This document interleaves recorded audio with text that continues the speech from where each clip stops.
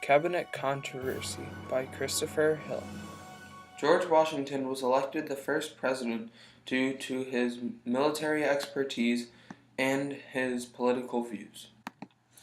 As the first president, Washington had to set many examples and determine what the president could do.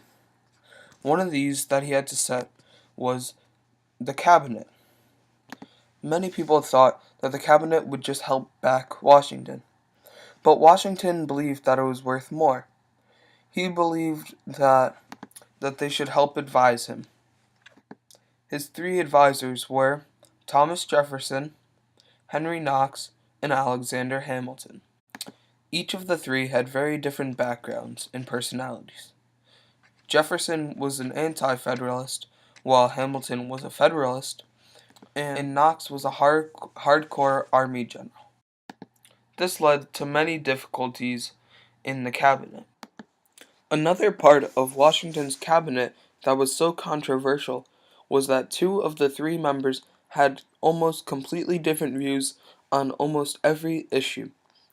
Washington didn't see this as a problem due to his views that political parties would divide the country, so he wanted to use this to show that even though they're complete opposites, they can work together and that parties were not necessary and would only divide America.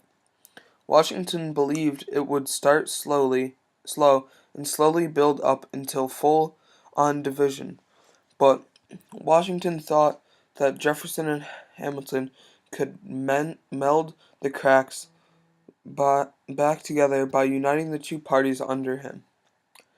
You may think that Hamilton and Jefferson were very different, but that would be wrong. Now we are going to explain who each of the three presidents. In 1797, he became John Adams vice president until 1801.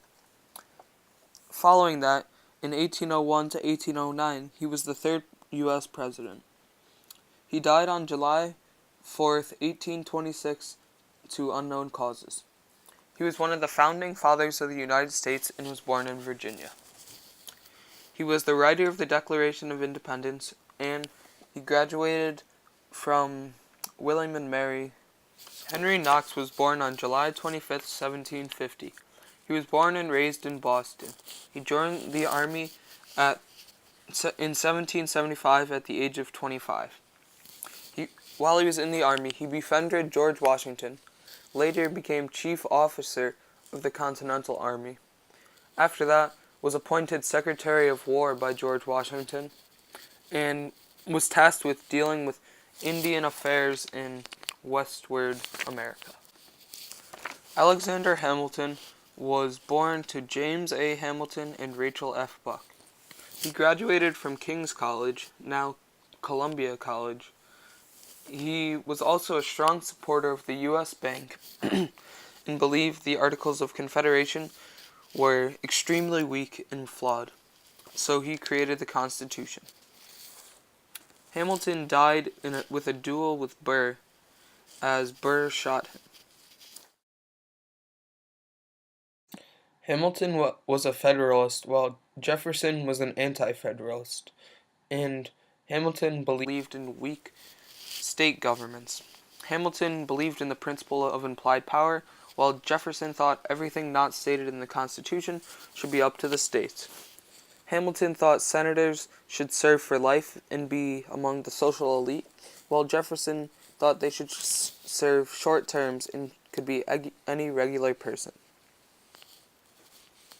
Hamilton also supported high tariffs to support governments with money, while Jefferson believed there should be low tariffs to support trade and merchants.